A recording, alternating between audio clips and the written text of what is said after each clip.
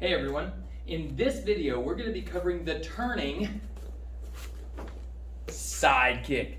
This is a super cool tool that I really love to use, particularly in sparring. It's not as important for self-defense, although it can be used there. This is really designed for covering distance between you and your opponent.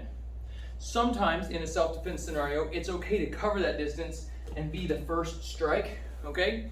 But for the most part, we're trying to create distance in sparring and get away from the attacker. So think about this kick from a sparring perspective first, and then it may have the opportunity to serve you in a self-defense capacity. Now, if you're learning the turning side kick, you should have already learned a defensive lead leg side kick. So make sure that you practice that a few times before you try the turning side kick. Now, when I do the turning side kick, I don't want you to think that this is a circular kick, even though it kind of looks like that at first. The turning side kick is designed to cover distance. So if I'm way back here, but I want to use a straight line kick, I could do like a slide up push kick or something like that. But the turning side kick can be a lot more deceptive and can fit between the elbow and the hip bone here to get that little rib shot. So here I am, too far away from my opponent, and all I'm going to do is pre-pivot a little bit on this lead leg. I'm going to lift and chamber and then extend out. Now, super important that you understand, when you do this, you're moving forward. This isn't a stationary kick. As you do it, you're trying to extend into your target. So you notice that instead of having a 90-degree angle here as I push in, it opens up, almost like I'm trying to do the splits on a wall. Now, if you really struggle with flexibility in your hips here, you're going to want to think about doing this at a lower angle, right? But if you're really flexible, being able to kick high and still into your target is going to be really useful for you. So, a couple of important things. Number one, lead knee needs to be bent. If you lock it, you're going to damage it whenever you go for this kick. Number two, your hands still need to be up or doing some form of a cross block or a Philly shell here.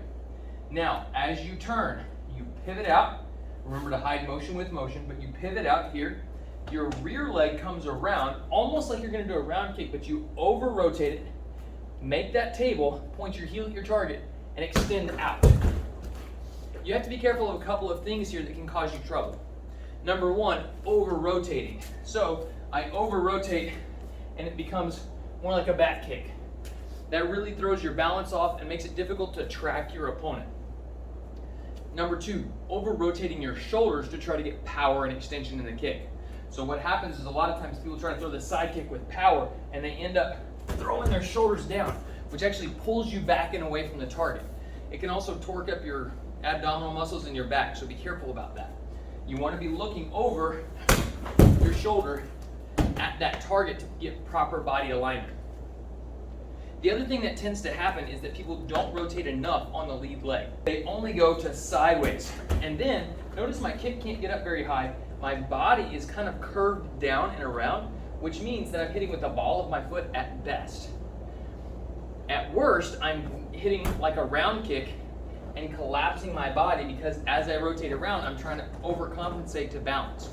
So that means my kick is going to be lower, less powerful, and slower, okay? I don't want any of those things. So instead, I want to rotate far enough so that my heel of my supporting leg is pointed toward the target. The heel of the attacking leg is pointed toward the target. My rear is pointed toward the target until I extend. And then my shoulder, my hip, and my knee all come into full alignment. I'm going to move Mr. Batman here so you guys can see this a little better without a target in play. I'm going to show you on both legs, so hopefully you can see both sides of everything. So when I come in here, I'm going to pre-pivot, turn, kick, and re-chamber. Same thing on the other side. Pre-pivot, turn, kick.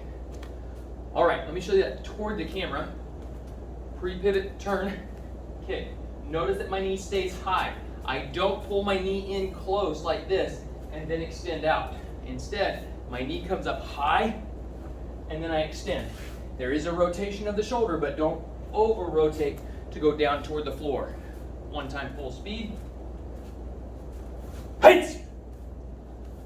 One other quick trick that you can use with this to gain a little bit more power and a little bit more ground is to slide the supporting leg. So as I go for the kick, watch this foot. it's gonna come around, and then I slide a little bit into that strike. It's not a whole lot, but it's a little bit. Heights, give me a little bit more extension and a little bit more reach with that kick. All right, guys, there's your turning side kick. Please practice safely. We'll see you guys in the next one.